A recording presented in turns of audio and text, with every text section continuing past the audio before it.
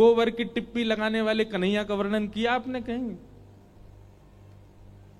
एक बार एक गोपी गई यशोदा मैया के पास, मैया तो जाके बोली, मैया मेरे घर में सत्यनारायण भगवान की पूजा है आ रही है। मैया बोली, तो गोबर को चौका लगानो है, आपकी एक गैया है, बाको गोबर बा में तो सुगंधी आवे, तो मेरा मन है कि आप आज्ञा करें तो नेक्स्ट सौ में गोबर ले जाऊं, अपने घर में ने लेपन कर दो। मैया बोली, गोबर भी कोई मांगे वाली चीज है, ले जा। ठाकुर जी चुपचाप सुन रहे थे। तुरंत ठाकुर जी बाहर निकल गया, काय को ले जाएगी मैया जी ऐसे? अरे लाला गोबर ही तो मांग रही है, तू काय को चिल्ला रहा है? मैया एक बात बता। बोले, कहा सानी कौन करे गौशाला में? बोले, हम लोग करें। भूसा कौन खरीद के लामे? बोले, हम लोग लामे। गैया कौन की? हमारी। भूसा कौन ने खायो? हमारी गैया ने। गोबर कौन कौन 100? हमारी गैया को तो जे क्यों लेके जाएगी, गोबर भी हमारे पास ही रहेगो। इतनी मेहनत करके हम बाकू भूसो खवामे और गैया पेट में ले जाके पचावे, फिर गोबर बन के निकारे और बाकू जी गोपी ले जाएगी। तो मैया पता है 33 करोड़ देवता रहे गैयान में, लेकिन इन 33 करोड़ देवता और पूरे ब्रह्मांड की इच्छा होती है लक्ष्मी प्राप्ति को। लक्ष्मी पतो कहां रे? गैया गोबर में। हम अपनी घर की लक्ष्मी ना देंगे या कोई आते मना कर दे।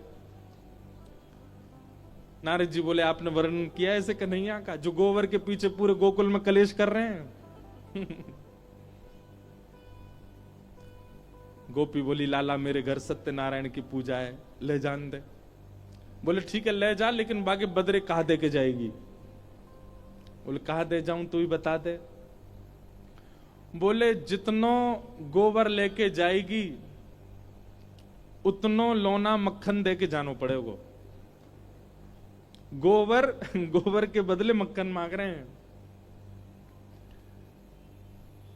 ठीक है लाला दे दूंगी। अब मैया तो चली गई यशोदा मैया। बोले, लाला तू माने ना, छोटी सी बात पर झरे लड़ा रहा हो, बता गोबर के पीछे कोई लड़े करे?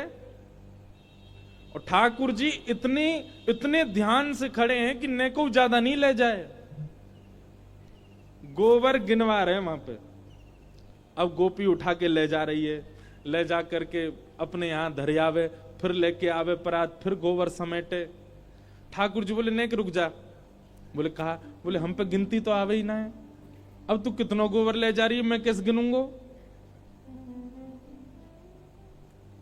गोपी बोली, लाला जी तो काम खराब है क्यों, और कहीं में ज्यादा गोबर लेगी कम मक्खन देगी? तो बोले, हाँ यही बात है, अब या को तो कुछ निधान तो बताना पड़ेगा, मैं कैसे गिनूं गोबर, मुंह पे तो आवे ना गिनती। ठाकुर जी बोले, एक काम ऐसा क्या? बोले, कहा? बोले, तू जितना गोबर ले जाए उतनी गोबर की बिंदी बना के, टिप्पी बना के तू मेरे मुंह पे लगा दियो, और मैं अंत में यशोदा मैया तक गिनवा लूंगा, उतना मक्खन दे जाइयो। यशोदा मैया पे गिनती आवे। कैसे भोरे भारे ठाकुर जी हैं, बताओ। ये ब्रह्मांड नायक हैं, इन्होंने पूरा विश्व बना रखा है, और ब्रज में कैसी लीला करें। गोपी के तो मन, अच्छा गोपी का काम तो 1-2 परात से ही हो जाना था, लेकिन ठाकुर जी के संग आनंद आरो लीला करवे में हमारे 10-15 परात ले गई। बार बार आवे और गोबर उचाए के और वहां में तो एक टिप्पी निकाले और लाला के मुंह पे लगा दे। दूसरी बार आवे, फिर परात उठावे, लाला की नाक पे लगा दे। तीसरी बार आवे, ठाकुर जी के गाल पे लगा। ठाकुर जी इतने जैसे एक्साइटेड बालक होता है ऐसे उछल रहे जोर जोरते, बोले, इतना मक्खन मिलेगा अब। और जबकि वो बात है कि घर में मक्खन के कुआं हैं, लेकिन ना दूसरी को मक्खन खाऊंगा। गोपी का काम तो बन गया था, लेकिन उसको इतना सुख मिल रहा है लाल जी के साथ कि बार बार आ रही है और लेके जा रही है।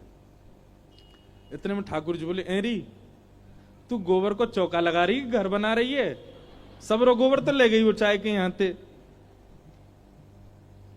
ना लाला जी अंते में। अच्छा टिप्पी तो धर दे लाला, तेरे मुंह में तो जगह ही ना बची, पूरा मुंह गोबर ते सन को ठाकुर जी को, सब जगह गोबर की टिप्पी लगवा लेंगे। ठाकुर जी बोले, तो एक काम कर मेरे गरे पे लगा दे यहाँ पे। अब जैसे ही वो गोपी टिप्पी लगाने, गोपी के मन में भाव आयो कछु लीला कर दूं, सो गोपी ने सिर पर रखी परात टेढ़ी सी कर दी, सवरो गोबर ही ठाकुर जी के ऊपर गिर गो। पूरे गोवर्धन बन गए ऊपर से नीचे तक। अब जैसे ही गोबर गिरो महाराज ऊपर, ठाकुर जी रोमे सो रोमे, ऐसे रोए यशोदा मैया आगे, कहा मैं हो लाला, काई को रो लाला। मैया देखिया गोपी ने मेरे ऊपर गोबर डाल दियो सब रो। मैया जैसे ही पहुंचने लगी, ठाकुर जी पीछे भागे, मैया ध्यान ते टिप्पी लग रही है मुंह पे, उन्हें मत मिटाई दियो। पहले उन्हें गिन ले कितनी है, उतने मक्खन मगाने हैं।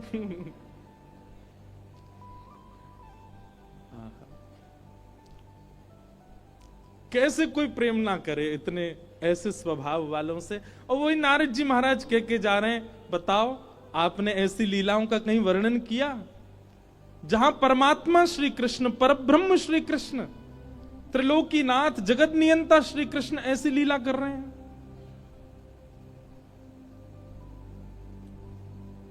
वेद व्यास जी बोले ऐसी लीलाएं तो, बोले इसीलिए आपका मन अशांत है, क्योंकि आपने जितने भी ग्रंथ लिखे उनको श्रवण करने के बाद व्यक्ति की ठाकुर जी के प्रति आस्था हो जाएगी, व्यक्ति की ठाकुर जी के प्रति श्रद्धा हो जाएगी, व्यक्ति के ठाकुर जी के प्रति विश्वास हो जाएगा। पर ऐसा कुछ लिखिए जिसके श्रवण के बाद व्यक्ति का ठाकुर जी के प्रति प्रेम हो।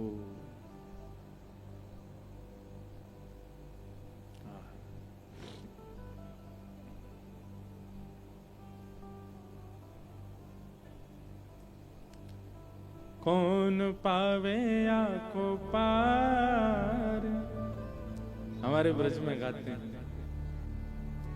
अरे कौन पावे आको पार, प्रेम ने दिया की सदा उल्टी बहे धार।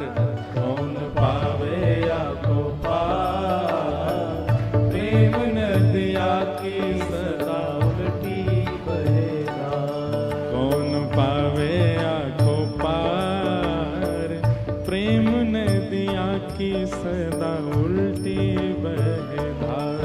कौन पावे आको पार, प्रेम नदिया की सदा उल्टी बहे धार। ओ देखो मैं सुनाऊं एक बात अनुमेल, देखो मैं सुनाऊं एक बात अनुमेल, देखो मैं सुनाऊं एक बात अनुमेल।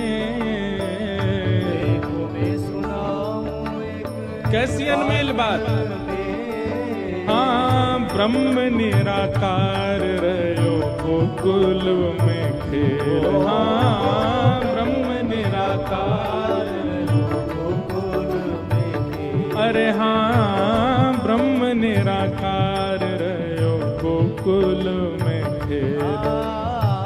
ब्रह्म निराकार कहाँ? ओ नंद यशोदा के द्वार, यशोदा के द्वार, नंद यशोदा के द्वार। यशोदा के द्वार। हाँ प्रेम ने दिया की सदा उल्टी बहे धार। कौन पावे आको पार, प्रेम नदिया की सदा उल्टी बहे। समझ में आ रही है ना बात?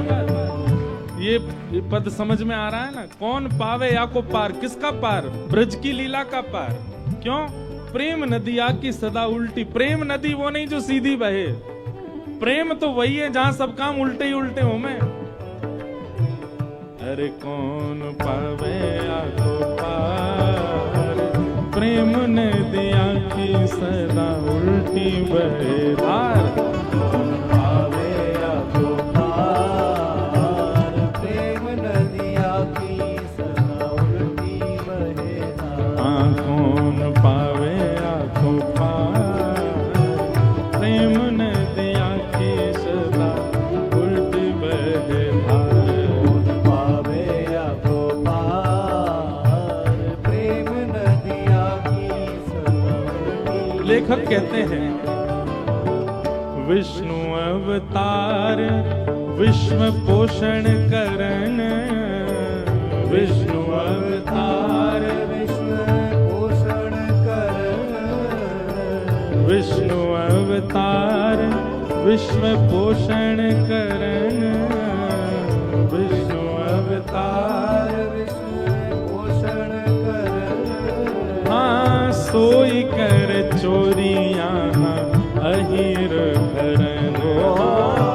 सोई कर चोरियां अहिर भरन। ओ सोई कर चोरियां अहिर भरन। सोई कर चोरियां अहिर। कैसे? निज प्रभुता विसार, प्रभुता विसार, निज प्रभुता विसार, प्रभुता विसार। हाँ प्रेम नदिया की सदा उल्टी बहधार। कौन पावे आपको पार। प्रेम नदिया की सदा उल्टी बहधार। अरे कौन पावे आगो पार, प्रेम नदिया की सदा उल्टी बहे धार। पावे आपको पार। प्रेम नदिया की सदा उल्टी बहधार। कौन पावे आगो पार, प्रेम नदिया की सदा उल्टी बहे धार। कौन पावे आपको पार। प्रेम नदिया की सदा। प्रेम प्रधान। आपने भाव नहीं लिखे हैं, इसीलिए आपका मन अशांत है कि भवतानुदित प्रायम यशो भगवतो मलम ये नैवाशो न तुष्येत मन्ये तद्दर्शनम खिलम। आप ऐसा यश लिखो जिसमें भगवान का निर्मल यश हो, निर्मल भाव हो, जहां पर वो भगवान भी नहीं दिख रहे हों, नन्हे से गोपाल जिनके प्रति प्रेम सहज बालकों का, सहज पुरुष का, सहज स्त्री का, सहज संतों का, सहज ऋषियों का, जो सबके लिए सहज हो जाए, ऐसा ठाकुर जी का यश लिखो, तब आपका मन शांत होगा।